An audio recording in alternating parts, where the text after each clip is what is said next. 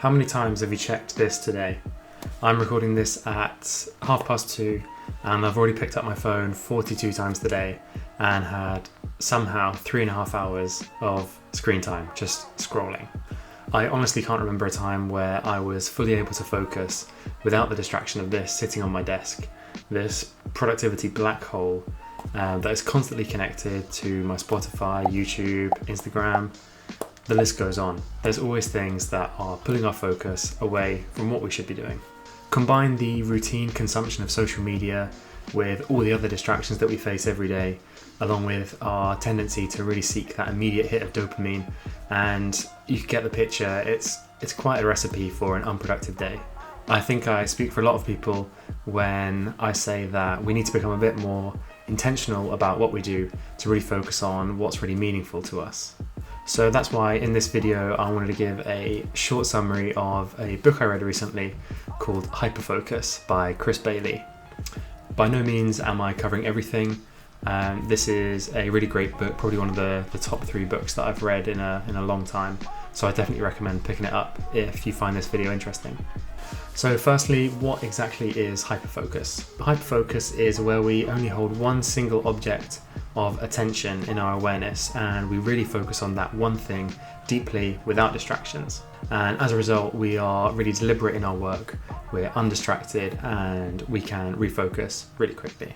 You can think of this concept to a state of flow. So it's where we are in the moment, we are undistracted, and we are really focusing on one thing, almost getting lost in that activity. In the book, Chris Bailey outlines these stages of how to really get into a stage of hyperfocus. At the start, we need to choose one thing to hold in our attentional space that is really productive and meaningful to us. Next up, we need to get rid of as many internal and external distractions as we possibly can. Then we need to choose to focus our attention on this chosen object. And finally, whenever we do get lost in distraction, we need to make sure that we continually pull our focus back to what we originally set out to do. There is, however, a limit of how many things we can focus on. There's no point in trying to focus on loads of different things at once, even if you think they're all meaningful. We only have a finite amount of attentional space. Let's think of our attentional space as a plate of food. In an ideal world, we eat off a standard sized plate every day, and we only eat one meal off of this plate at any one time, or in the case of productivity, only really holding one task in our immediate attention. This is optimal, but sometimes we try to multitask on 2 different things at the same time. We try to fit 2 meals on the same plate.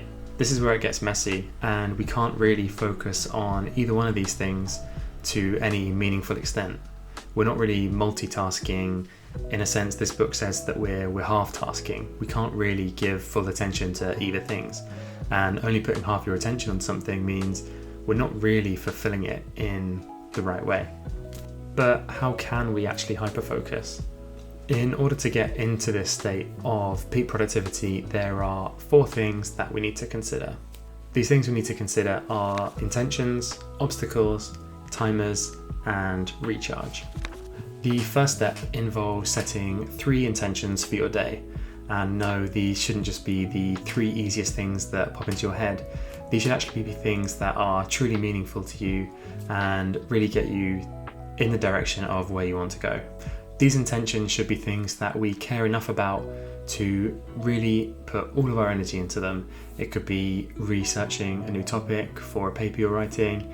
It could even be talking to a friend. These things are allowed to be fun too. We may not really register when we're distracted, but trust me, it happens way more often than we think. A research study from the University of California, Irvine, found that we actually switch apps 566 times per day. Not only that, but when we get distracted, it takes us around 25 minutes to refocus on what we were originally supposed to be doing. So think about that next time you go to pick up your phone, next time you hear a WhatsApp notification come through, that you might not actually be able to focus in the next 25 minutes. Good news though, there is a way that we can control for these distractions. We can be the choice architects of our own environment. So we have the choice to remove the phone off our desk or put it on Do Not Disturb mode, close our emails down while we're trying to work on other things. We have the power to eliminate these distractions, but Maybe some notifications will be important sometimes. So in this book, Chris Bailey actually recommends potentially setting up some VIP senders. So you only get notifications through from people who are truly important, and you know that distraction might actually be a useful distraction. Saying that, I've decided to go all in on this. During the work day, I just switch my phone on Do Not Disturb, and I know when I'm trying to focus that no notifications will get through. Distractions aren't just external though. It's not just your phone or email that can actually take you away from what you're focusing on. There can be some thoughts inside your head sometimes that you think, oh, I should pick this up from the shop, or I need to pay this bill. So what Chris Bailey recommends is keeping a distractions list next to you while you work. This way you can note down anything that comes into your head that you need to focus on later, and you can schedule a time later in the day to attend to these things without giving up too much of your immediate focus and attention away from what you're doing right now. I don't think anyone is capable of focusing 100% of the time every hour of the day. That would just be so exhausting. We can get fatigued, and our self-control resource can really diminish throughout the day. And I'm guilty as anyone, as 4 p.m. when my energy's low, I can just pick up my phone and start scrolling for hours. So that's why, after reading this book, I've decided to set up my work days a little bit differently. There's another research study in this book that looked at productive people and how they worked at different intervals during the day. And they found that the 10% most productive people worked on average for 52 minutes and then took a 17-minute break. But again, sitting down and focusing for 52 minutes when you keep getting distracted can be quite difficult. So I've been starting small. I've been doing 25 minutes work and then taking a quick 5-minute break. This method is also known as the Pomodoro method, which you might be familiar with, and it's a way where I really can maintain my energy levels throughout the day without having a super productive caffeinated morning and then really dipping after lunch. Key tip for your break time: don't stop work too abruptly. Every time that timer goes off for a break and you just completely stop, then your mind is still thinking about the work that you were doing. So that residual attention can just stay in your mind while you're trying to take a break, which in a sense, it's not really allowing your brain time to switch off. So gradually wind down every time you're coming near to your timer and take your break in complete peace rather than being affected by thinking about what you've just done, what you're going to do in your next break. This will make your break time so much more worthwhile to actually recharge.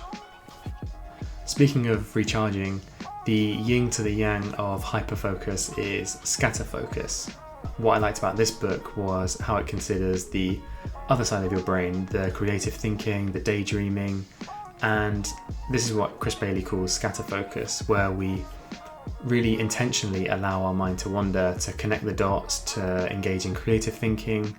And this is our time to not feel guilty about daydreaming, but more the opposite, seeing it as a valuable way to actually recharge.